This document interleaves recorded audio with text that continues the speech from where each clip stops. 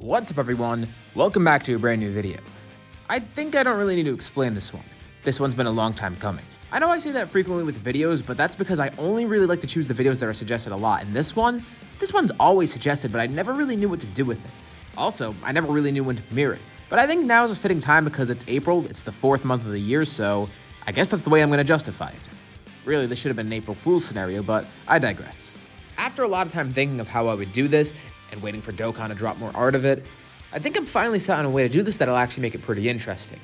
Although I'm not sure if this is going to be a one-off or if this is going to turn into a full thing, so I'm going to leave that up to you guys. For this video, we'll set a like goal of 4444 likes. I think that's fitting, and I don't really need to explain why I chose that number. If we hit that weird like goal, I'll continue this scenario onwards and it'll become a full series. Anyways, let's begin the story and discuss what would happen if Super Saiyan 4 was canon. At least my interpretation of it. So, how would I even introduce this here, and what am I going to do in this scenario? Well, one of the things that should be clear here is that this is going to be Super. I have done a bunch of scenarios before where Super Saiyan 4 is involved, but never one that actually centered around Super Saiyan 4. And this scenario is going to be the latter of those. It's going to actually center around what would happen if they got Super Saiyan 4, but when would that happen and how? Well, I think I have the perfect idea of how to introduce it. So, after the Buu saga, right now it seems like Super Saiyan 3 is the highest thing they can go to. Naturally, they want to see if there's anything above it. A Super Saiyan 4 maybe, but they kind of doubt it. Goku tries to train at Super Saiyan 3. He wants to make this work. He knows it has flaws, but it's powerful, and maybe he can figure a way around it. What else can he do to grow beyond this? He continues training with it, trying to figure out a way to improve this form, if there even is a way to improve this form. And as for Vegeta, well, he wants to do his own thing. Yeah, he could get Super Saiyan 3, but he didn't go for that originally, so I don't see why he'd go for that here. It seems like there's too many issues with it, so he doesn't really have a use for it. Instead, he's going to try something different. He wants to get stronger and maybe find a way beyond Super Saiyan 2 without using Super Saiyan 3. So he spends a lot of time training and thinking about it. What the hell is he supposed to do? But one of the ideas he gets is from a surprising place. It's from Bulma. She suggests something about that monkey form. She remembers that Saiyans are able to actually turn into giant apes, whatever that's supposed to be. Oh yeah, that form. The Great Ape, the Ozaru, whatever the hell you want to call it.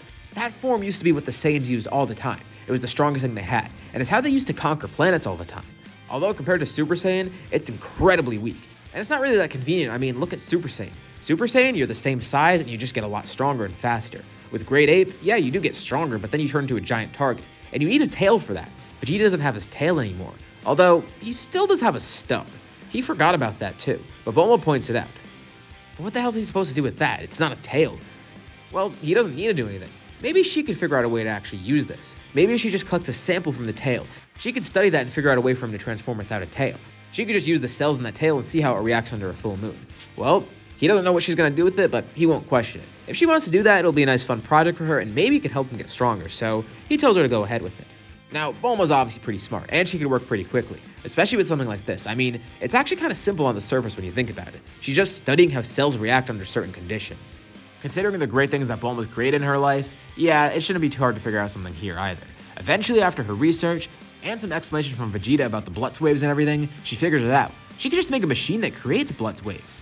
Vegeta's kind of shocked to hear this. Doesn't that sound dangerous? I mean, she wants to pump him full of radiation, essentially. Well, it's not just any kind of radiation, it's from the moon. Yeah, that's not really that comforting. But maybe this could work, and he wouldn't really need a tail for it either. They'll just force the transformation out of him. Well, he's not going to question it. It might be worth a try. They go out in the middle of nowhere with the new Blutz wave machine. Vegeta's bombarded with these Blutz waves, and sure enough, he actually does transform. Wow, this is weird. It's been so long since he's transformed into a Great Ape.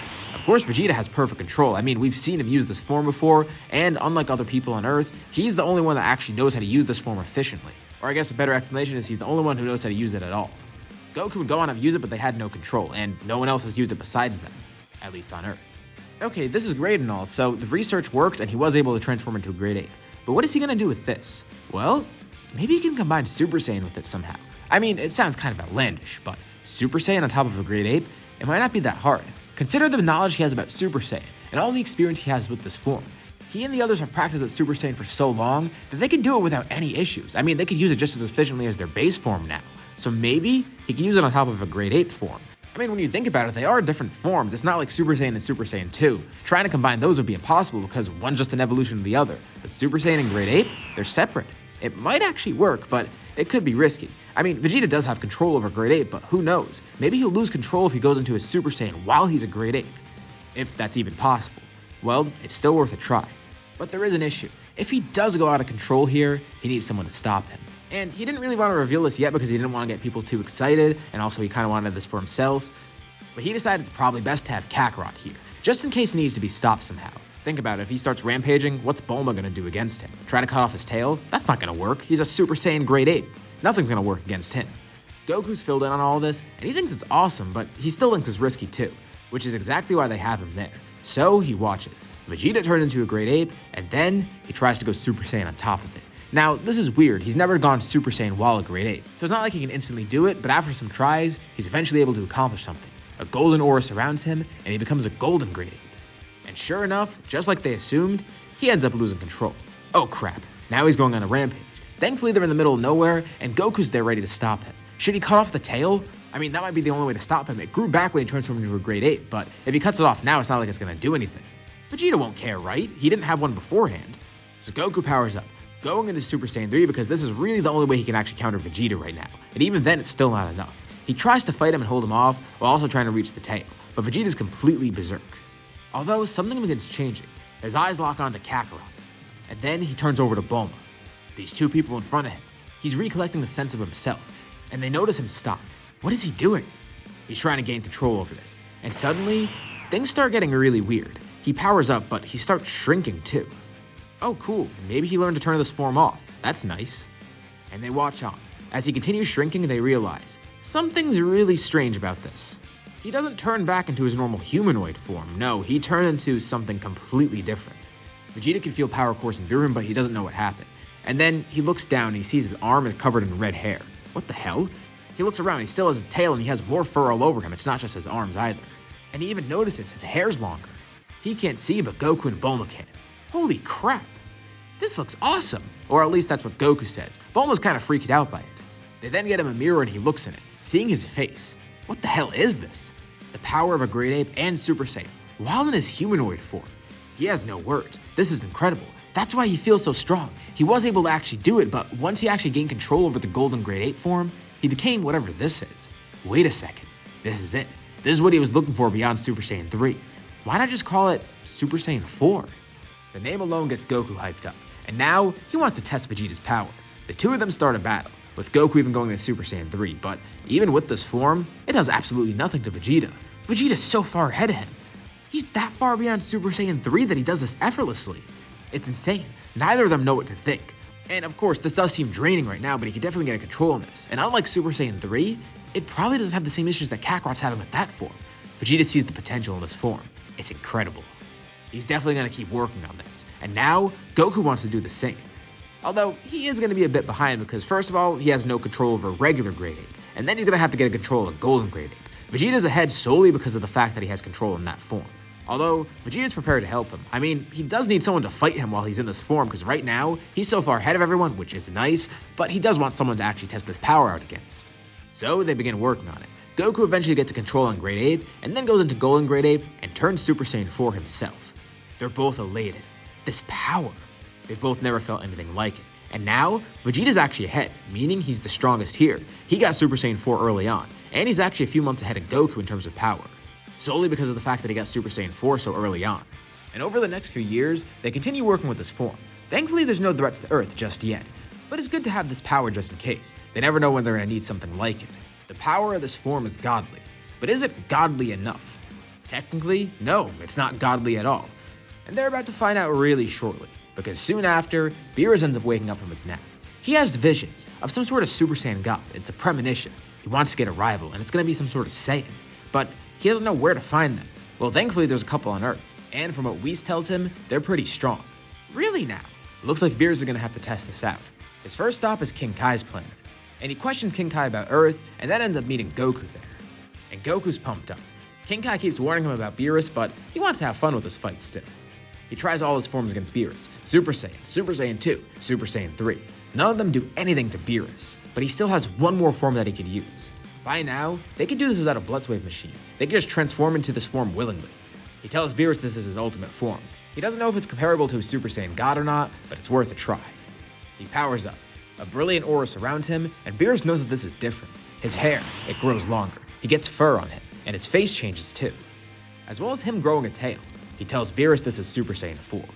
This is his current ceiling, but he knows he can go beyond this. He begins fighting Beerus, and Beerus is actually pretty shocked. This form is pretty powerful, at least for a mortal. Of course, it does nothing to him, but the comparison of power when he looks at that compared to Super Saiyan 3 beforehand, it's insane.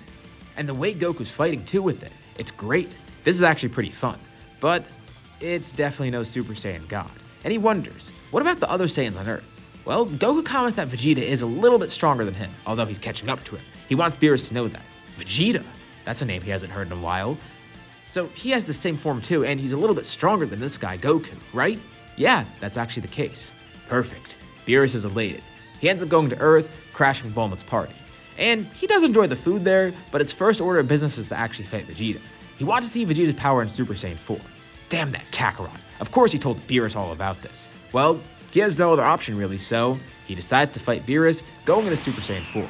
And, just as Beerus thought, Vegeta is actually a little bit ahead of Goku. He seems to have a better knowledge of this form, and he's a little stronger too, which is nice.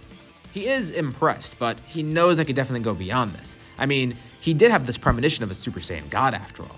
Well, maybe there is something else they could do. They have no idea what a Super Saiyan God is or how to get one, but they could probably try fusion.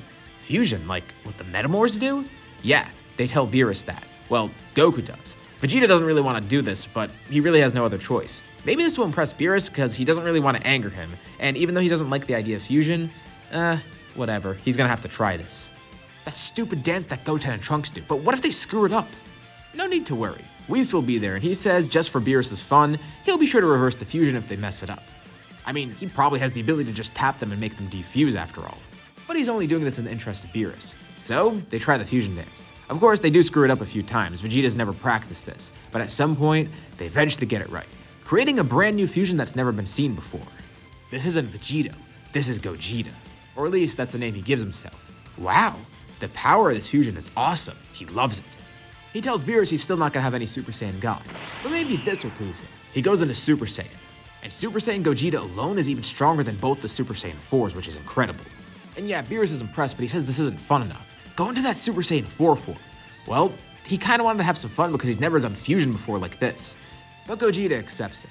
He starts transforming, surrounded by that same brilliant aura that Goku and Vegeta have. But something's weird this time. He still gets the same fur, but the fur is a little bit different color, and his hair, it turns red. Red hair? Wow, maybe this is the Super Saiyan God. Beerus vaguely remembers in his premonition that there was some sort of redness to him. And I mean, look at this guy, red fur, red hair. Maybe he's the Super Saiyan God. But no, he senses no godly ki within him. Although his regular ki, it's incredibly high, it's skyrocketed. Now, Gogeta's kinda unsure of this. Obviously, he's never fused before, and he's never used Super Saiyan 4 in a fusion on top of that. He's not sure how long this will last, so he tells Beerus they're gonna need to make this as quick as possible. But Beerus is fine with this. He's ready for a good fight. And he powers up a little bit. Not his full power, of course, but he goes a little bit beyond where he was before, seeing if Gogeta could handle this. And surprisingly, Gogeta's actually very impressive. Holy crap, for a mortal using normal ki? This guy's strong. Beerus is actually having a lot of fun with this. This is the most fun he's had in a while. He's never fought anyone like this. Granted, Gogeta's still not at his level, but even at the suppressed level, he's surprised that this guy's even keeping up at all. The power from this fusion is sublime. He's so thrilled. This is amazing. He came here, got some great food, he found some Saiyans, and now he's having a great fight. Although, he does realize that there's some downsides to this. The fight stops, and he begins talking to Gogeta. Well, yeah, this was great and all. He's enjoying himself with this battle, but still, he knows they can get a Super Saiyan God somehow. They gotta figure that out. And I mean, it's not like they can be fused forever. He would love to have Gogeta as a rival, but these two are separate. And of course, not long after, the two of them do defuse. They used up a lot of energy as a Super Saiyan 4, so Gogeta wasn't gonna stay like that for a while. But he has an idea in mind. After seeing this impressive display in power, he's elated. He definitely needs to keep Earth around. He doesn't even threaten to blow it up because there's no pudding incident either. It's a very happy trip and peaceful. I guess that's not really the right word because they're fighting, but peaceful in the sense that no one's under the threat of being destroyed. And Beerus' mind begins running wild. Not just a Super Saiyan God, but imagine fighting Gogeta with a Super Saiyan God transformation, a fusion, transformed into that. It would be awesome. But first they need to figure out if this even exists. And he's not sure how, but he's sure they could think of something. He doesn't even question it any further, and he's not gonna rush them right now. He wants them to train with him, and he offers them this position. Become his students, or at least Whis' students. Come to his planet and train. And of course, the two of them aren't gonna turn this down. This is awesome. Yeah, they both accept it. So, not only do they have Super Saiyan 4, but it turns out they're gonna start training with Beerus earlier, even though they don't have Super Saiyan God just yet. But still, even if they do get this new form, if it does exist, they're still going to keep working on Super Saiyan 4 and improve it from there. Who knows what they could do with it? Maybe they can go even beyond it. Maybe combine it with God Ki and do something with that. But who knows? That's way too far down the line for them to know for now. In the meantime, their training begins. Beerus, Goku, and Vegeta are all equally excited, trying to think of what's going to happen next with their training. But we're going to have to save that for the next few parts. And this is where we're going to leave off for now. So, what did you guys think about this part? And what did you think of this scenario, or at least how it began? Leave your thoughts and suggestions in the comments below. Give me any ideas for how you think it should go going forward, and I'll be sure to check them out to see what you guys think. As always, if you liked the video, be sure to drop a like. And let's try to hit that like goal from the beginning of the video so we can get another part of the series. I feel like it could be pretty interesting, so be sure to hit that like button. On top of that, if you haven't already, why not subscribe? As well as hitting the bell icon so you're notified about any future uploads on my channel, including more parts of the series or any other videos like it. Anyways, thank you all for watching, and I'll see you all in my next video.